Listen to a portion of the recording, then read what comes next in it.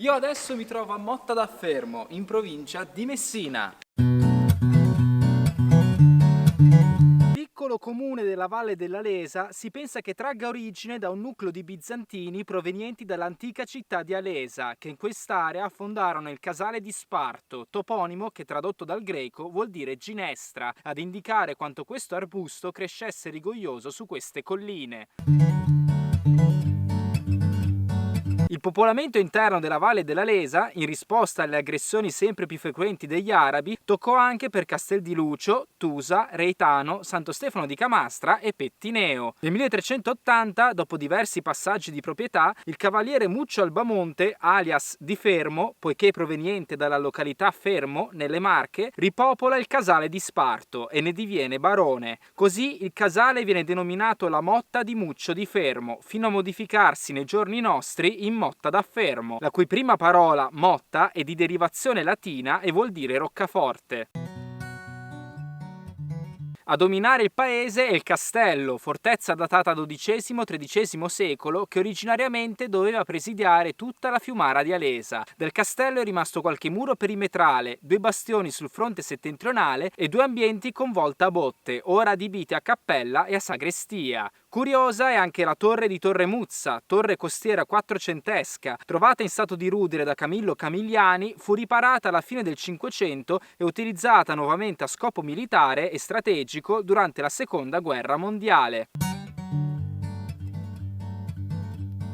E sapete che Motta da Fermo è inserita nel circuito della Fiumara d'Arte? Venite con me! Da non perdere nel territorio di Motta da Fermo è inoltre la Fiumara d'Arte, il parco di scultura a cielo aperto più grande d'Europa, realizzato su iniziativa del mecenate Antonio Presti. In particolare qui si può ammirare Energia Mediterranea, realizzata da Antonio Di Palma nel 1989, un'onda blu che lega idealmente la montagna al mare, inserendosi perfettamente nel paesaggio e completandolo. L'opera si presenta sotto forma di una linea essenziale, dall'andamento sinuoso, che sale e scende dolcemente, ponendosi a stretto contatto con la natura.